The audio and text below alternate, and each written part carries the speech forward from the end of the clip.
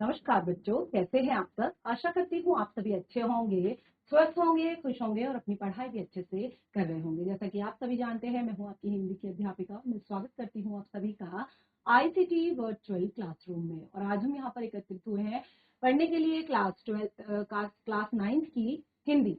Class 9th की हिंदी में हम यहाँ पर पढ़ रहे हैं अपने हिंदी व्याकरण का टॉपिक। तो हिंदी व्याकरण में हमने यहाँ पर इससे पहले जो है अपने सबसे पहला जो हमारा टॉपिक था वर्ण विचार, उसको कंप्लीट किया। वर्ण विचार में हमने यहाँ पर उसके बाद भाषा के बारे में जाना। उसके बाद हमने व्याकरण के विषय में जाना, व्याकरण की परिभाषा हमने वहां पर पढ़ी। और उसमें मैंने आपको बताया कि व्याकरण जो होती है उसको मुख्य 3 भागों में पढ़ा जाता है, यानी कि उसके मुख्य रूप से 3 अंग होते हैं।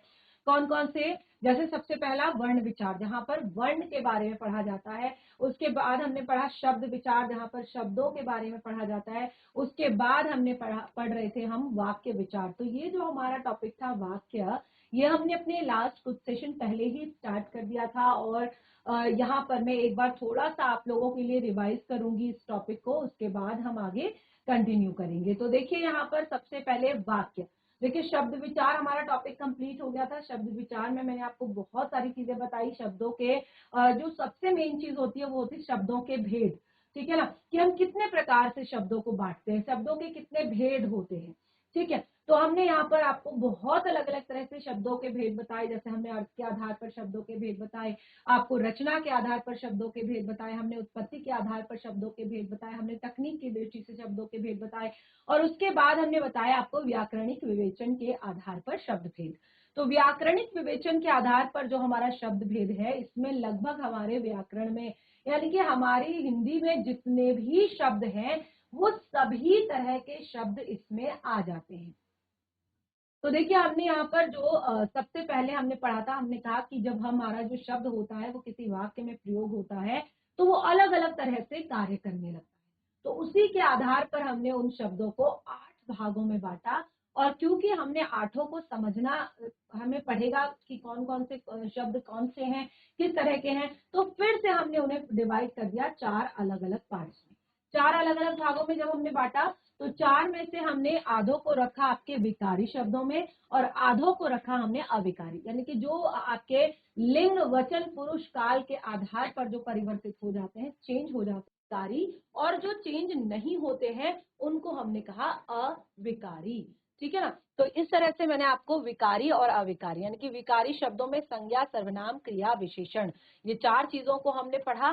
तो अभी हमने इसमें कुछ टॉपिक जो है होल्ड पे रखे हैं। जैसे आपका क्रिया टॉपिक है, ये आपके एग्जाम में आता है। विशेषण जो है वो आपके एग्जाम में आता है। ठीक है ना, और बाकी का जो दूसरा हमारा टॉपिक था अविकारी शब्द, वो हमने पूरा का पूरा टॉपिक क्लियर कर दिया था। तो इस तरह से हमारा शब्द विचार जो है पूरा क्लियर हो चुका था। अभी थोड़ा सा बता दिया है क्या कुछ हमने पहले पढ़ा था, ताकि अब आप कनेक्ट कर पाए कि हम क्या पढ़ रहे हैं। तो हम तीसरा टॉपिक जो यानी कि व्याकरण का तीसरा जो अंग है वाक्य विचार, उस पर यहाँ पर डिस्कस कर रहे थे। तो सबसे पहले मैंने आपको वाक्य क्या होता है ये मैंने आपको क्लियर किया था। वाक्य किसे कहते हैं, वाक्य की क्या परिभाषा होती है, ये मैंने आपको यहाँ पर बताया था। तो वाक्य के लिए मैंने आपको बताया कि 2 या 2 से अधिक पदों, ठीक है ना। अब वाक्य को हम पद कब कहते हैं, ठीक है, वाक्य को हम पद कब कहते हैं। शब्द को हम यहाँ पर शब्द के लिए हमने कहा 2 या 2 से अधिक पदों, तो पद क्या होता है।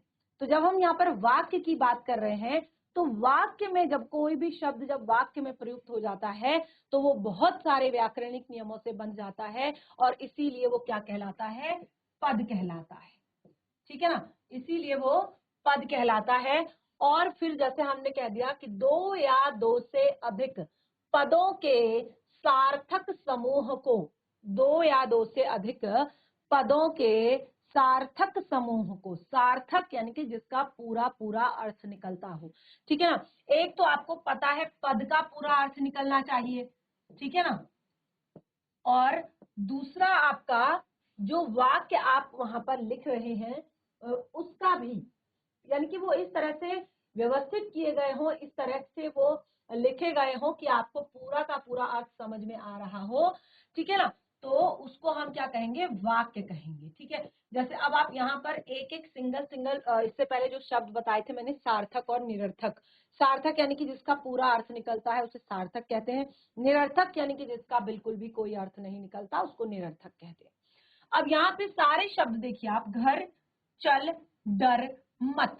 अगर आप सिंगल सिंगल वर्ड्स की तरह इन्हें देखें, घर, आपको पता है घर मतलब होता है हाउस, जहां पर हम रहते हैं। ठीक है ना, हमारा जो भवन है, हमारा मकान जो है, ठीक है, जहाँ पे लोग परिवार के सदस्य रहते हैं। चल, चलना मतलब जो चल चल। डर, मत। तो ये सारे मीनिंगफुल वर्ड्स हैं, यानी कि सबके अर्थ आपको समझ में आ रहे हैं। और दूसरा, आपको व्यवस्थित भी इस तरह से करना है कि आपको पूरा का पूरा वाक्य समझ में आ जाए। अब इसको वाक्य की तरह अगर आप पढ़ रहे हैं तो ये इस तरह से व्यवस्थित किया जाना चाहिए, जैसे अगर हम चल चल डर घर मत, इस तरह से अगर हम लिख देंगे तो क्या आपको वाक्य का मीनिंग समझ में आएगा? नहीं आएगा। या आप घर डर चल मत, तो इस तरह लिखेंगे, क्या आपको मीनिंग समझ में आएगा? नहीं आएगा। तो मीनिंग आपको कब समझ में आएगा? जब आप उसको व्यवस्थित, देखिए सार्थक तो होने चाहिए, साथ में व्यवस्थित भी होने चाहिए। ठीक है ना, तो व्यवस्थित क्रम में जब आप उसको लिखते हैं और उसका पूरा पूरा अर्थ आपको समझ में आता है, उसको कहते हैं वाक्य। ठीक है, ये बहुत ही इजी छोटा सा एग्जाम्पल, ये क्लास 1-2 के बच्चों का एग्जाम्पल है। मैं जस्ट आपको बता रही हूँ कि वाक्य होता क्या है। ठीक है ना, तो यहाँ पे ये जो है हम इस तरह के जो सार्थक और व्यवस्थित क्रम में लिखे गए पद होते हैं, दो या दो से अधिक, उनको हम जिसका पूरा पूरा अर्थ आपको समझ में आता हो उसे हम वाक्य कहते हैं। उदाहरण के लिए जैसे यहाँ पर बताया है कि सत्य की विजय होती है। आपको पता है सत्य क्या होता है? सत्य मतलब सच, और विजय का अर्थ होता है जीतना। कि झूठ भले ही कितना भी बलशाली हो, अगर आपको ये शब्द कहा जाए कि झूठ कितना भी बलशाली हो, हमेशा सत्य की विजय होती है, सच हमेशा जीतता है। ठीक है ना, तो बिल्कुल मीनिंग समझ आ रहा है आपको पूरे वाक्य का? बिल्कुल क्लियर है। तो इसीलिए इसको हम ऐसे जो वाक्य होते हैं जिसमें आपका व्यवस्थित क्रम में पदों को लिखा जाता है, सार्थक क्रम में लिखा जाता है, उसको हम कहते हैं वाक्य। उसके बाद जो है हमारा आता है यहाँ पर, जैसे वाक्य के लिए हमने यहाँ पर पढ़ लिया वाक्य होता क्या है। ठीक है ना, और इसके लिए मैंने आपको काफी सारी चीजें भी बताई थी, और यहाँ पर बहुत सारे एग्जाम्पल भी मैंने आपको दिए थे कि अगर हम उनको, बहुत सारे वाक्य लिखकर मैंने एग्जाम्पल दिए थे, अभी मैं यहाँ पर आपको दिखाऊंगी किस तरह से हमने किया था, किस तरह से पढ़ा था।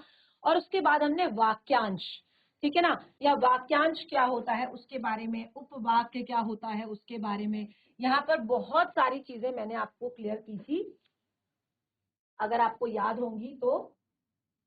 इस तरह से हमने यहाँ पर इसको पढ़ना शुरू किया था। जैसे मैंने कुछ यहाँ पर आपके लिए सेंटेंस लिखे थे, कुछ वाक्य मैंने यहाँ पर लिखे थे, जैसे अमित विद्यालय जाता है, शशांक पढ़ रहा था तभी अंकित उठकर चला गया, सभी जानते हैं कि सीमा अच्छी लड़की है, तुम परिश्रम करते रहो, सफलता अवश्य मिलेगी। तो ये कैसे मैंने आपको बताया था? ये मैंने आपको बताया था कि आपके कुछ सेंटेंस है, कुछ वाक्य हैं, और उनमें क्या है, ये बहुत सारे पदों से मिलकर बने हैं, दो या दो से अधिक पदों से ये मिलकर बने हैं। और कैसे ये लिखे गए हैं? ये व्यवस्थित क्रम में लिखे गए हैं, यानी कि आपको अमित विद्यालय जाता है, पूरा पूरा अर्थ यहाँ पर आपको समझ में आ रहा है। तो इसी को हमने कहा था कि ये क्या होता है हमारा, ये होते हैं हमारे वाक्य। ठीक है, ये यहाँ पर मैंने आपको वाक्य की परिभाषा उसके बाद फिर नोट करवाई थी। वाक्य की परिभाषा मैंने आपको लिखवाई थी, शब्दों के उस समूह को जिससे कोई बात स्पष्ट रूप से जानी जाती है या बताई जाती है, यानी कि अर्थात सार्थक शब्दों का, ध्यान से समझिएगा, वही चीज क्लियर कर रही हूं, सार्थक शब्दों का वह व्यवस्थित समूह, शब्द सार्थक होने चाहिए, यानी कि ऐसे शब्द होने चाहिए जिसका मीनिंग आपको क्लियर हो। ठीक है ना, और व्यवस्थित होने चाहिए ऐसे समूह जिससे अपेक्षित अर्थ प्रकट हो, यानी कि जिस तरह की आप अपेक्षा रखते हैं वैसा अर्थ आपको मिलता है, तो उसे हम वाक्य कहते हैं। ठीक है ना, तो ये मैंने आपको परिभाषा नोट करवाई थी, और मैं इतने धीरे धीरे पढ़ा रही हूँ कि अगर आप अभी चाहें तो अभी भी इसको नोट कर सकते हैं, इसको लिख सकते हैं अपनी कॉपी में, क्योंकि बहुत महत्वपूर्ण है क्लास 9th और क्लास 10th में ये हमारा टॉपिक वाक्य। ठीक है ना। अब यहाँ पर देखिए मैंने एक और चीज आपको बताई थी, उपवाक्य। क्या होता है उपवाक्य? ठीक है, उपवाक्य जिन क्रिया युक्त पदों से, ध्यान से समझिएगा। अब हमने कहा क्रिया युक्त पद, ठीक है ना। क्या बताया मैंने आपको? क्रिया युक्त पद। जिन क्रिया युक्त पदों से आंशिक भाव व्यक्त होता है, ठीक है ना। ये पद कैसे होते हैं? क्रिया युक्त होते हैं। उपवाक्य की बात हम कर रहे हैं। ये पद होते हैं क्रिया युक्त, और इनसे जो है आंशिक, आंशिक मतलब थोड़ा सा अर्थ जो है आपका उत्पन्न होता है। ठीक है, अब देखिए वाक्यों के बारे में अगर हम पढ़ें, तो अगर मैं केवल क्लियर करती हूं उपवाक्य को, तो जैसे हम कहते हैं यदि मैं जाता, यदि मैं लिखता, यदि वह आता, यदि मैं खाता, यदि मैं सोता, ठीक है ना। क्रिया युक्त, क्रिया यहाँ पर जरूर होगी, ठीक है। तो इसको हमने कहा उपवाक्य।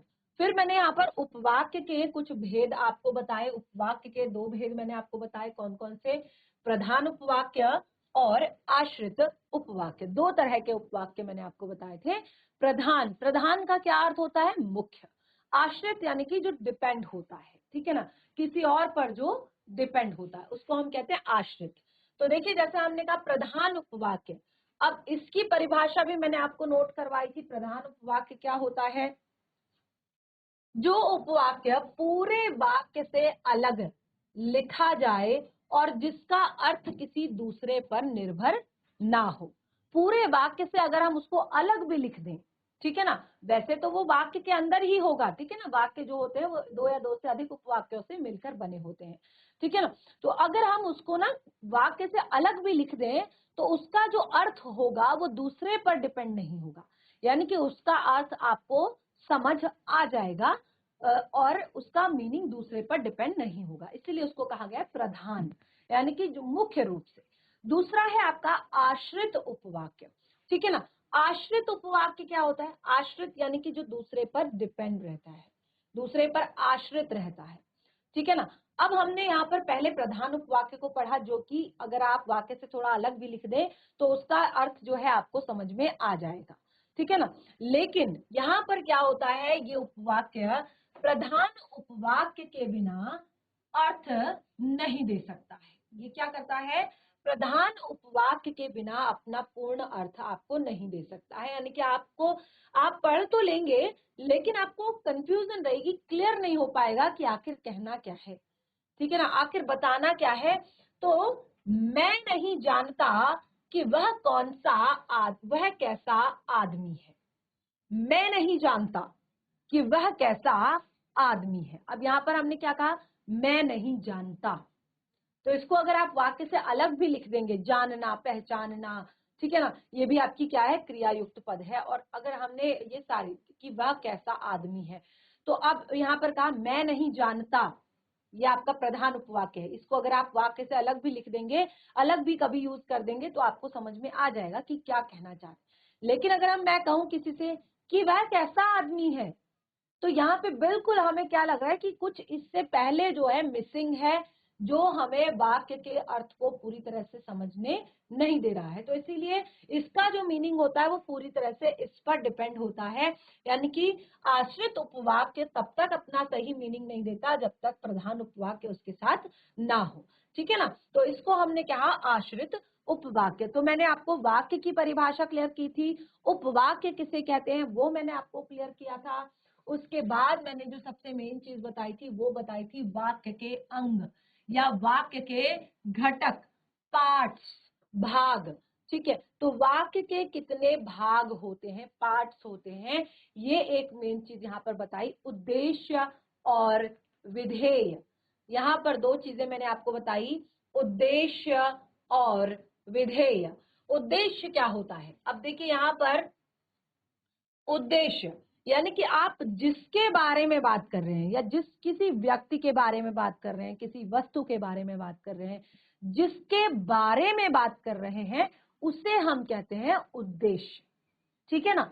जो बात हो रही है ना, वो बात में जो मुख्य विषय है जो बोलने का, जिसके बारे में बात की जा रही है, उसको हम कहते हैं उद्देश्य। और यहाँ पर जैसे हमने कहा राम बाजार जाता है, हमने क्या बताया यहाँ पर, राम बाजार जाता है। राम बाजार जाता है में जो आपका उद्देश्य है वो क्या है, राम, यानी कि हम बात किसके बारे में कर रहे हैं, राम के बारे में कह रहे हैं, यानी कि बोलने का जो मुख्य विषय है वो यहाँ पर राम है। ठीक है ना, राम के बारे में बात करें कि राम बाजार जाता है, ये है आपका उद्देश्य, राम आपका उद्देश्य। ठीक है, उसके बाद जो आता है आपका वो आपका आता है विधेय। ठीक है ना, विधेय क्या होता है, विधेय किससे कहते हैं कि जब हम वाक्य में कुछ बात कर रहे होते हैं, ठीक है ना, वाक्य में अगर हमने बात कुछ कही है, बात में हमने कहा कि बोलने का जो विषय होता है यानी कि जिसके बारे में बात की जाती है वो तो उद्देश्य है। अब जो बाकी जो उसके बारे में जो बात की जा रही है, जिसके और जो, ठीक है, यहाँ पर इस चीज का ध्यान रखिएगा, कंफ्यूज मत होइएगा। जिसके बारे में बात की जा रही है उद्देश्य, जो बात की जा रही है विधेय। अब क्या बात की जा रही है, देखिए, राम बाजार जाता है। राम बाजार जाता है में हमने पहले ही क्लियर कर दिया था कि राम के बारे में बात की जा रही है, तो राम है आपका उद्देश्य। ठीक है ना, और जो बात की जा रही, बात क्या की जा रही है कि बाजार जाता है, तो बाजार जाता है क्या है, विधेय है। बाजार जाता है क्या है, विधेय है। तो इस तरह से आप लोगों को यहाँ पर क्लियर हो गया होगा कि उद्देश्य किसे कहते हैं, विधेय किसे कहते हैं। यानी कि वाक्य जो होता है, सबसे पहले जैसे मैंने कहा क्लास 9th के लिए बहुत महत्वपूर्ण टॉपिक है, और ये चीजें हम ना बचपन में भी पढ़ चुके हैं, लेकिन अब जो है यहाँ पे हमें वाक्य भेद पढ़ने हैं, वाक्यों के भेदों को हमने जानना है, अर्थ के आधार पर वाक्य भेद हमने जानने हैं, रचना के आधार पर वाक्य भेद जानने हैं, और ये वाक्य परिवर्तन के लिए भी आपके एग्जाम में आता है। तो अगर हम शुरुआत से थोड़ा सा पढ़ लेंगे तो हमें अच्छे से क्लियर हो जाएगा। ठीक है ना, तो यहाँ पर हमने अभी तक क्या क्या पढ़ा, वाक्य की परिभाषा पढ़ी और उपवाक्यों के बारे में पढ़ा, जिसमें हमने दो पार्ट्स को पढ़ा, आपका प्रधान उपवाक्य, आश्रित उपवाक्य। उसके बाद हमने वाक्य के घटक यानी कि वाक्यों के अंग हमने यहाँ पर पढ़े, वाक्यों के पार्ट्स हमने पढ़े, जो कि हमने पढ़ा उद्देश्य और विधेय। और उसके बाद हमने यहाँ पर जो पढ़ा था वो था वाक्य भेद, यानी कि वाक्यों के भेद। तो वाक्य के मुख्य रूप से अगर हम कहेंगे, वाक्य को मुख्य रूप से दो भागों में बांटा जाता है, यानी कि दो तरह से वाक्य भेद किए जाते हैं। यानी कि वाक्य बहुत सारे होते हैं लेकिन दो तरह से उनको बांटा जाता है, दो तरह से उनके भेद किए जाते हैं। पहला भेद किया जाता है उनका अर्थ के आधार पर, यानी कि उनको अर्थ के आधार पर भी डिफाइन किया जाता है, और उनको रचना के आधार पर भी कि किस तरह से वाक्य की रचना की जाती है, ऐसे भी उनको डिफाइन किया जाता है। ठीक है, तो जैसे हमने यहाँ पर कहा अर्थ के आधार पर वाक्य भेद, तो देखिए अर्थ के आधार पर यानी कि कितने अलग अलग एक वाक्य के कितने अलग अलग मीनिंग हो सकते हैं। ठीक है ना, आपने देखा होगा कई बार क्या होता है कि हम ना अगर हमने एक बात, अगर 10 बच्चे, इसके साथ हम एक बहुत अच्छी एक्टिविटी यहाँ पे कर सकते हैं कि अगर 10 बच्चे हैं, ठीक है ना, 10 बच्चों को, सबसे पीछे वाले बच्चे को मैंने एक बात कही, एक वाक्य मैंने उसको बताया, ठीक है ना, अब क्या होता है कि वो आगे वाले बच्चे को बताएगा, फिर वो उसके आगे वाले बच्चे को बताएगा, फिर वो उसके आगे वाले बच्चे को बताएगा। तो ऐसे ऐसे ऐसे ऐसे क्या होता है, जो एक तरह से बात जो है चेंज होती जाती है। और आपने देखा होगा कि हर तरह के लिए, हर चीज के लिए हमारे बात करने का जो एक तरीका होता है, वाक्य का जो एक तरीका होता है, जो लहजा होता है, वो थोड़ा सा अलग होता है। ठीक है ना, यानी क्योंकि मीनिंग, अगर हर चीज का मीनिंग एक जैसा होगा तो कैसे हमें बात समझ में आएगी। ठीक है ना, तो इसीलिए जो मीनिंग होता है उसके आधार पर हम सबसे पहले समझते हैं अर्थ के आधार पर वाक्य भेद। अर्थ के आधार पर वाक्य भेद, जैसे हमने कहा पहला 8 भेदों में हमने इसको बांटा। हमने पहला कहा विधानवाचक, विधानवाचक वाक्य, संदेहवाचक वाक्य, प्रश्नवाचक वाक्य, आज्ञावाचक वाक्य, निषेधवाचक वाक्य, इच्छावाचक वाक्य, संकेतवाचक, ठीक है ना, संकेतवाचक वाक्य और विस्मयवाचक वाक्य। ये मैंने आपको वाक्यों के भेद यहाँ पर नोट करवाए थे लास्ट सेशन में, और इतना मैं आशा करती हूँ कि आप सभी ने अच्छे से पढ़ा होगा, समझा होगा। और क्योंकि बीच में थोड़ा सा जो है गैप भी था, थोड़ा छुट्टियां हमारी थी, तो उस बीच कुछ बच्चों ने शायद क्लास अटेंड नहीं की होगी या नहीं पढ़ पाए होंगे, तो काफी अच्छा सा रिवीजन मैंने यहाँ पर कर दिया है। जो लास्ट सेशन में हमने चीजें पढ़ी हैं वहां तक, तो अब हम इसको यहीं से आगे कंटिन्यू करेंगे। अगर मैं डायरेक्ट आपको कंटिन्यू करती वाक्यों के भेद से, तो शायद आप कंफ्यूज हो जाते, आपको समझ में नहीं आता, आप रिलेट नहीं कर पाते कि हमने पहले क्या पढ़ा था और अब हम क्या पढ़ रहे हैं, क्या चीज ये है। लेकिन अब जो है आप सबको, आज जो जिससे पहले भी अगर किसी ने नहीं भी पढ़ा होगा, तो आज अब आप सबको सारी चीजें अच्छे से क्लियर हो गई होंगी कि आखिर हम यहाँ पर पढ़ क्या रहे हैं और इसको आगे हमने कैसे कंटिन्यू करना है। तो हम यहाँ पर पढ़ रहे हैं वाक्य विचार, जिसमें हमने बहुत सारी चीजें वाक्यों के बारे में पढ़ी। सबसे पहले वाक्य की परिभाषा, उपवाक्य, वाक्य के अंग, और उसके बाद वाक्य के भेद। तो सबसे पहला जो पार्ट मैंने आपको बताया था, ठीक है ना, वो था हमारा जैसे यहाँ पर देखिए वाक्य के तत्व, ये वाक्य के अंग। तो वाक्य के भेद, वाक्य के भेद हमने दो प्रकार से यहाँ पर किए। सबसे पहले हमने यहाँ पर वाक्य का भेद किया अर्थ के आधार पर, और दूसरा हमने वाक्य भेद यहाँ पर किया रचना के आधार पर। अब देखिए सबसे पहले एक एक करके चीजों को पढ़ेंगे। सबसे पहले विधानवाचक वाक्य को पढ़ेंगे, क्या होता है विधानवाचक वाक्य, इसके कुछ एग्जाम्पल्स हम यहाँ पर लेंगे और फिर आगे अपने टॉपिक को कंटिन्यू करेंगे। तो देखिए जैसे हमने सबसे पहले कहा कि जो आपका विधानवाचक वाक्य है, विधान, ठीक है ना, तो इसमें क्या होता है कि केवल सामान्यतः, यानी कि जिसमें आप किसी वाक्य को सामान्य रूप में कह देते हैं, सामान्य रूप में बोलते हैं, उसको हम कहते हैं विधानवाचक। ठीक है, तो जिन वाक्यों में क्रिया के करने या होने की सूचना मिले, यानी कि बिल्कुल साधारण शब्दों में, ठीक है ना, कैसे, बिल्कुल साधारण शब्दों में हमें क्रिया के करने या होने की सूचना मिले, उसको हम कहते हैं विधानवाचक। कोई वहां पर कोई प्रश्न नहीं है, कोई आपकी कोई कुछ भी नहीं है। जैसे हमने कहा वर्षा हो रही है, सामान्य सी बात है, यानी कि बिल्कुल सामान्य कथन के रूप में हमने जब बात कह दी, उसको कहते हैं विधानवाचक। राकेश ने दूध पिया, ठीक है ना, वर्षा हो रही है, सीमा पड़ रही है, ठीक है ना, बिल्कुल साधारण से सरल से वाक्य हमने जो कहे, उनको हम यहाँ पर कहते हैं विधानवाचक। अब देखिए अगर आपकी क्लास में हमने क्या कहा है, यहाँ पर 8 भेदों में बांटा है। अब अगर आपकी क्लास में 16 बच्चे हैं, तो आप क्या कीजिए, आप अपने आप को जो है 2 के पार्ट्स में डिवाइड करके क्या करेंगे, कुछ बच्चे विधानवाचक के एग्जाम्पल लिखेंगे और कुछ बच्चे क्या करेंगे, निषेधवाचक। निषेध, निषेध का क्या अर्थ होता है, निषेध का अर्थ होता है नहीं,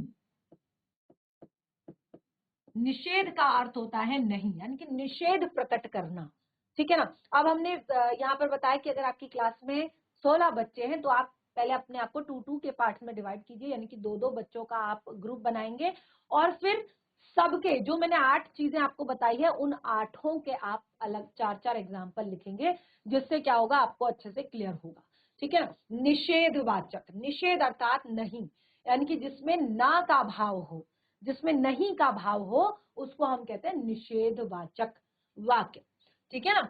तो जिन वाक्यों में कार्य न होने का भाव प्रकट होता है, निषेध प्रकट होता है, किसी काम के नहीं होने का भाव प्रकट होता है, उसे कहते हैं निषेधवाचक।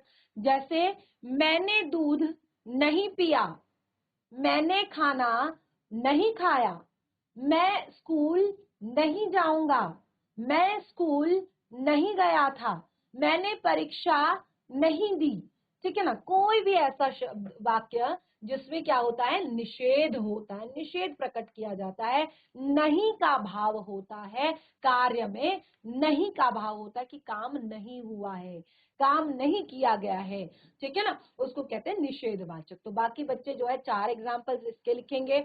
उसके बाद आता है आज्ञावाचक। आज्ञावाचक क्या होता है, आज्ञावाचक।